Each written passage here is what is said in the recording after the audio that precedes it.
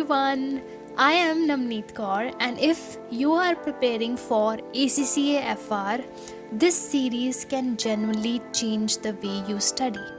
I know how confusing financial reporting can feel.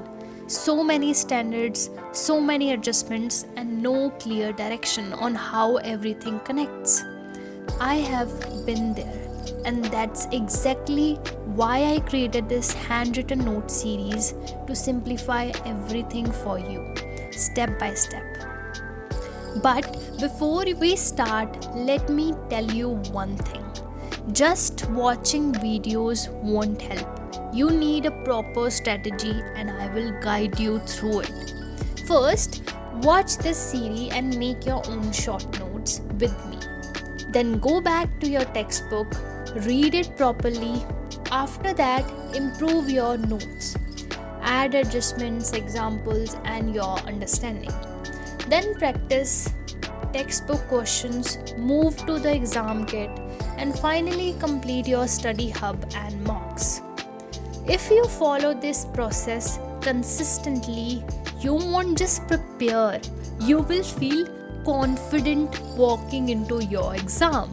Now, coming to today's video, we are starting with the format of financial statements.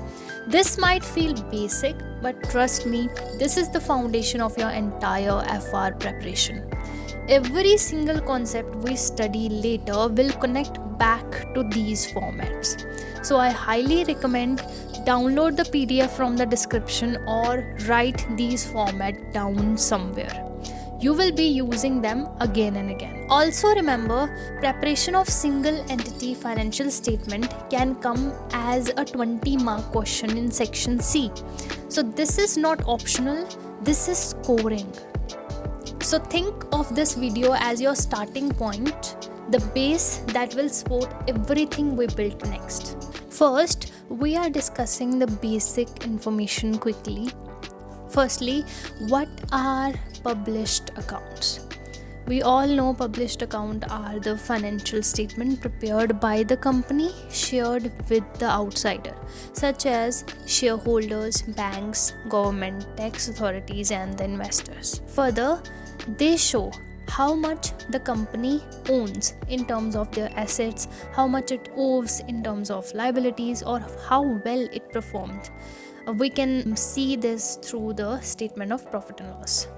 Now, what is the purpose of published accounts? Why we prepare published accounts? What is the need to prepare them by the company?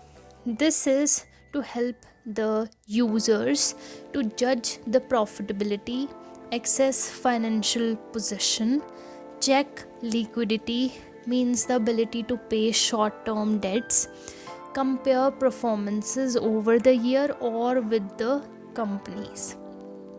Now let's talk about accounting standards. Accounting standards ensures uniformity, means same rules for every company to prepare financial statements on a regular basis. Then comparability, it is easily comparable because all companies follow the same rules, so that's why they are easily comparable with their own financial statements of the previous year or with the other companies as well. Then it increases the reliability and it shows the true and fair nature of the financial statements. Without standards, company could show misleading results. Now comes the main part, complete set of financial statements. Preparation of financial statement for companies include 5 statements. First is the statement of financial position. This shows assets, liabilities, equity at a point in time. Further, it shows statement of profit and loss and other comprehensive income. It shows the performance for the entire year. Thirdly, we have the statement of change in equity that shows change in owner's equity. Fourth, we have the statement of cash flow. Statement of cash flow involves the cash inflows and cash outflows. Fifth, we have the note to account. This explains the numbers in depth and detail. Let's discuss the statement of financial position. It shows what the business owns and owes on a particular date. Now, most important is its format. Starting with the asset portion. Under the asset portion, we have non-current asset and the current asset. Non-current assets are the assets used for more than 12 months. That includes property, plant and equipment, right of use assets, intangible assets, investment properties and the investments. And the written chapters are the chapter in which we will discuss each item in detail. Under current asset, we have the asset expected to be used or sold within 12 months or 1 year. Inventories, trade receivable, cash and cash equivalents, contract assets, asset held for sale. And the total of the asset, we will write it here. Now, under the liability portion, we have equities and liabilities. First is the capital and reserve. This shows owner's interest, including share capital, retained earnings, revaluation surplus, convertible loans. Further, we will discuss non-current liabilities that have the payables after 12 months, including long-term borrowings, deferred tax, government grants, lease, provisions, convertible loans. And lastly, we have the current liabilities. These are the payables that we need to pay within 1 year and 12 months. Trade and other payables, overdrafts, lease, current tax payables, short-term provisions, and contract liability. And the total, we will conclude it here. And the amount of total equities and liabilities will be equal to the total assets itself. And now in the working note area, we need to do some detailed calculation regarding the tangible non-current assets, because usually in the question we are provided with the accumulated depreciation or even the revaluation surplus regarding land and building or even the plant and machinery. So in that case, this working note you should need to remember in order to solve the entire question.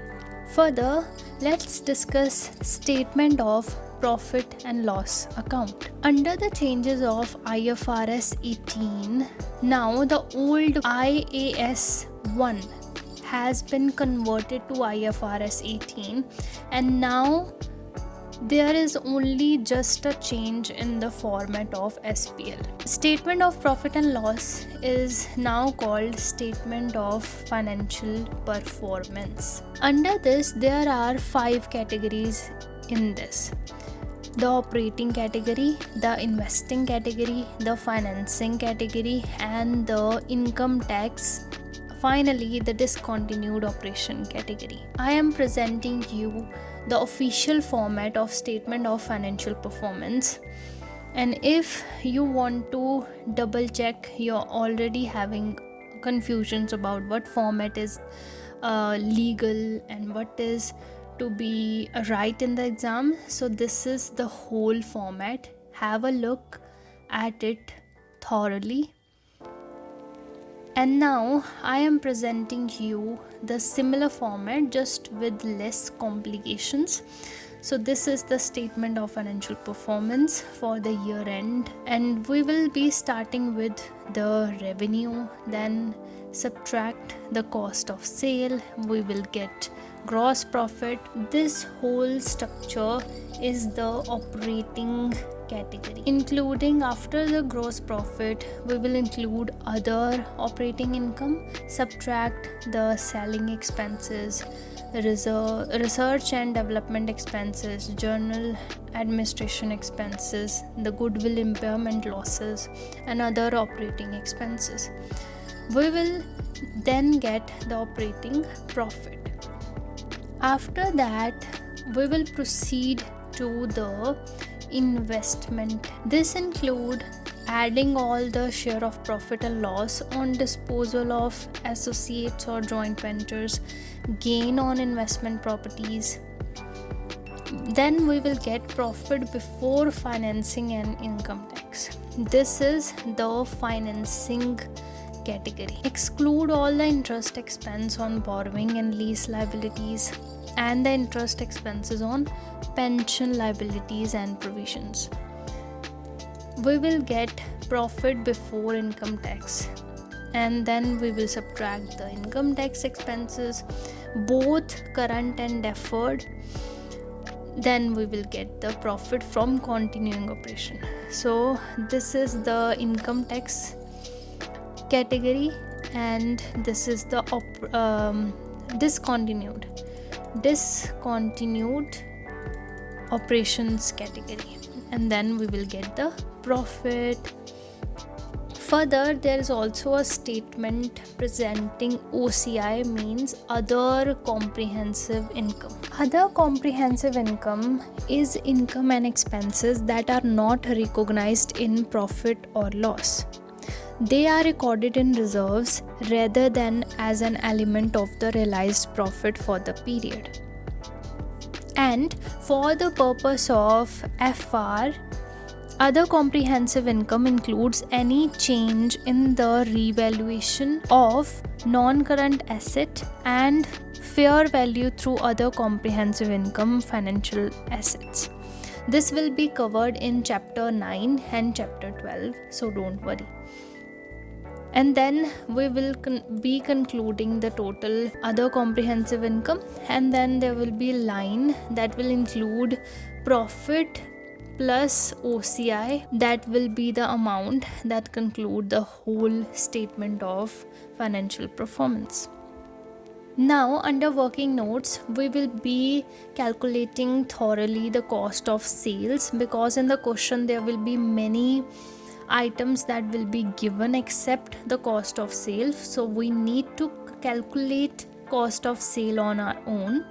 So there will be given the opening inventory, so we need to add it, and then the purchases we also need to add it, and then the closing inventory we will subtract it, and the depreciation we need to add, and the amortization of intangibles we need to add, and the impairment too, because we are adding this to an expense.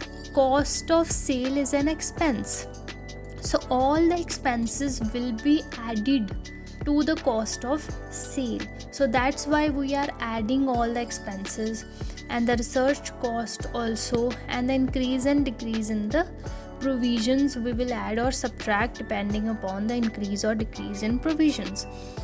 But we are adding these expenses, and finally this will get subtracted as the cost of sale will be subtracted as a whole from the revenue itself. Now, working note 2 will be of the tax expense. If the tax expense for the year is not properly given, then we need to calculate it. That is, first just write the current year estimate that is given, and then the under and over provision from the last year we need to add or subtract according to the under and over provisions that is given in the trial balance.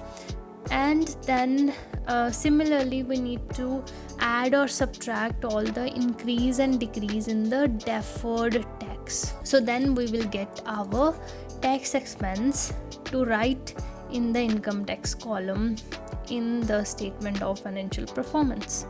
So this is it, the statement of profit and loss and its changes.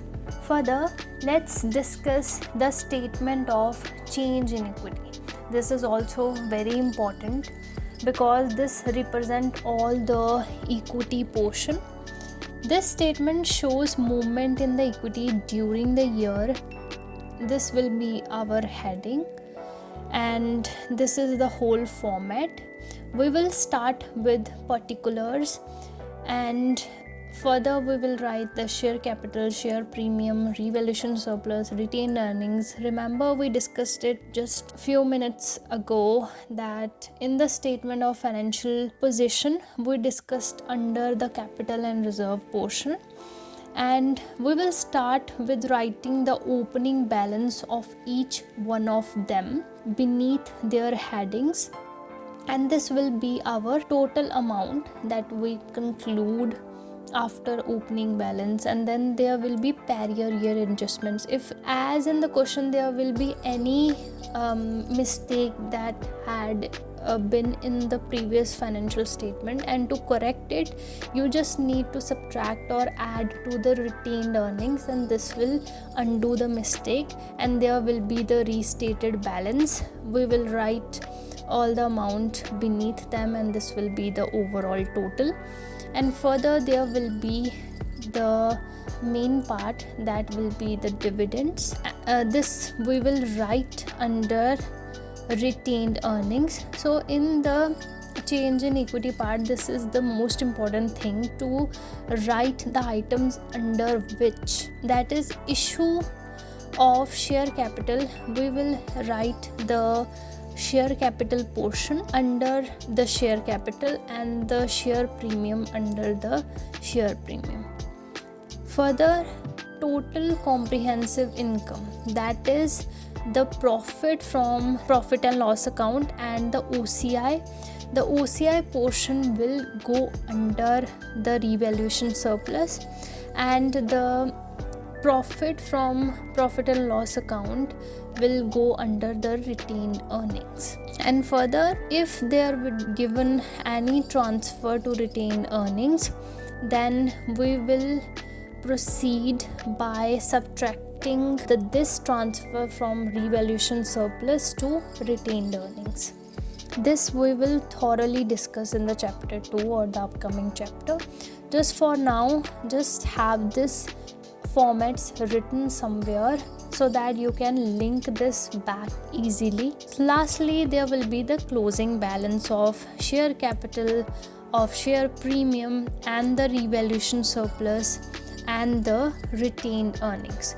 These individual items will go straight to capital and reserves in the financial position statement. Now let's quickly discuss our remaining portion of this chapter. This will be the statement of cash flow. This also hold importance within FR syllabus. Under statement of cash flow, there is operating activities, investing activities, and financing activities. Cash flow just only include the cash inflows and outflows, and this we will completely discuss this in the later chapter, that is in the chapter 16, so don't worry for now. Further, let's clearly discuss the difference between profit and other comprehensive income items. This is very important, and many students do get confused in this basic concept. That is, the revenue from everyday activity will go straight to profit or loss, and the expenses also will go to profit and loss. But the revaluation gains that are not from the everyday activity, that will go to other comprehensive income, with also fair value gains. If any business earns, this will also go to the OCI. And the last, total comprehensive income, includes both profit and OCI gains. Our last topic is discussing not for profit entities and profit entities. Profit oriented entities aim to earn profits and focus on shareholders' wealth, whereas not for profit entities or public sector do just aim to provide services, not a profit motive, and use accounting just to show their accountability. And that brings us to the end of this video. If you found this helpful, make sure you follow to this channel, because in the upcoming videos we will be diving deeper into the core of financial reporting. From chapter 2 to chapter 15, we will be covering all the important accounting standards step by step, and I will make sure to explain each concept in the simplest and the most practical way possible, so you can actually understand and apply it in exam. Also, if you have any doubts at any point, feel free to drop them in the comment section. I will definitely try to help you out. And if this video added value to your preparation, don't forget to like and share. It really motivates me to create more content for you and to do it faster and better. One more important thing: don't stress about matching the chapter numbers with your study material. Whether you are using BPP or Kaplan, just follow this series completely and I will make sure every important topic is covered. Lastly, for this video, don't feel overwhelmed trying to learn everything right now. These are just the formats, so simply write them down or keep them handy. We will be breaking down each item in detail in the upcoming videos. So stay connected, stay consistent, and I will see you in the next video. Thank you so much for watching. Bye bye.